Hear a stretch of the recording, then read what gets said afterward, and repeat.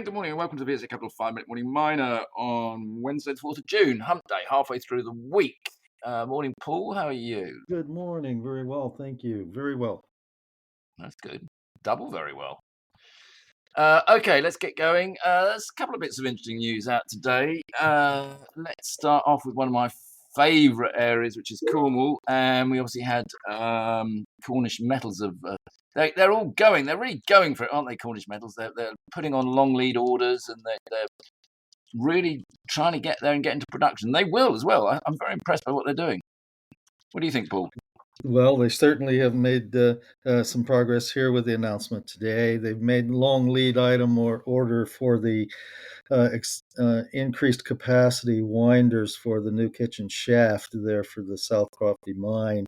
The new kitchen shaft is currently a support shaft to move men and equipment down, but it uses the old and smaller winder that's currently that was historically there for the shaft. And this new equipment being ordered will have higher lifting capacity, in other words, bigger and better, in order to be used for the production phase as well of the South Crofty operation.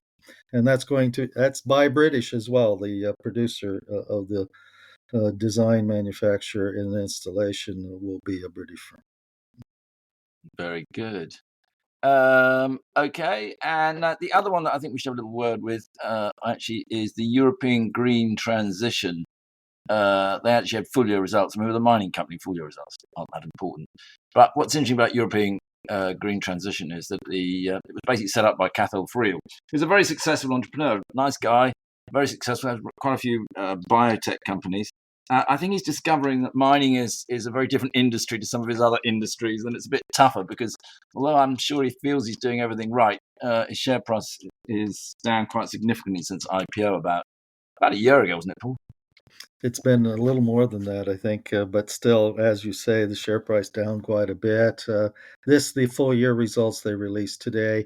The loss widened for the period out to 2.1 million sterling, but their cash position not bad at all at December 31 at 3.7 million for an exploration stage junior. And they're focusing specifically on this Ulcerum rare earth element project they have in Scandinavia. And they had a 1,500-meter program that they completed this year. And as expected, because they weren't attempting to find new mineralization as much as to reconfirm or otherwise infill existing mineralization that had already been drill tested. They did find rare earth element mineralization in every one of those holes. So it's a question of just advancing this particular project along its development curve. Yeah, we'll watch this space. Anything else you wanted to talk about, Paul? We've got this. As of yesterday, Mr. Trump has signed executive order which doubled yet again the steel and aluminum import tariffs to 50%, but it has, for at least for the time being, spared that doubling to the UK sourced product, such that UK is still subject to the 25% tariff rate.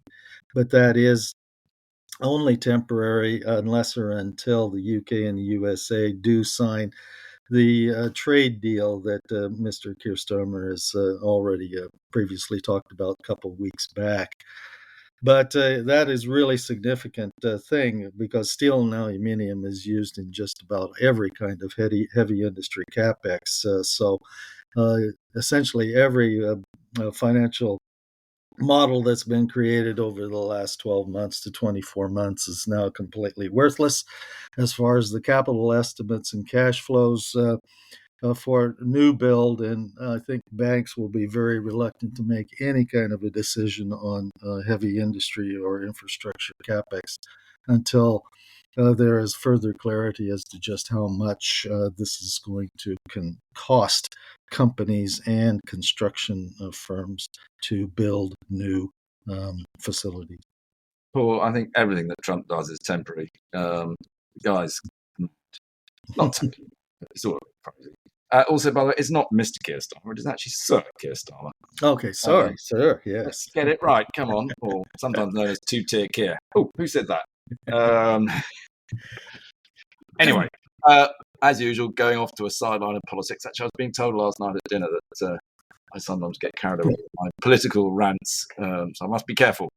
Right, anything else, Paul? I wanted to just give a couple of quick bullet points for people to have a look out for, to look up the news releases.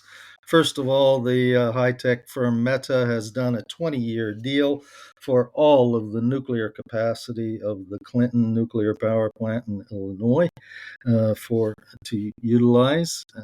Actually, Paul, that's probably worth more than just a quick bullet point. It's funny, I've been talking recently to quite a lot of people about uranium and the way these big tech companies are having to put in their own nuclear power.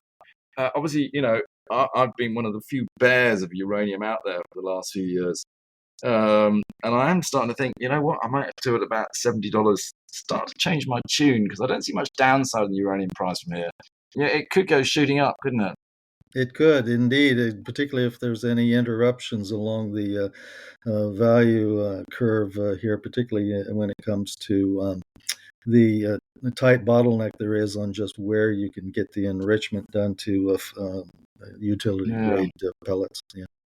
So it's actually pretty important, not really a quick bullet. But anyway, there you go. What was your other quick bullet?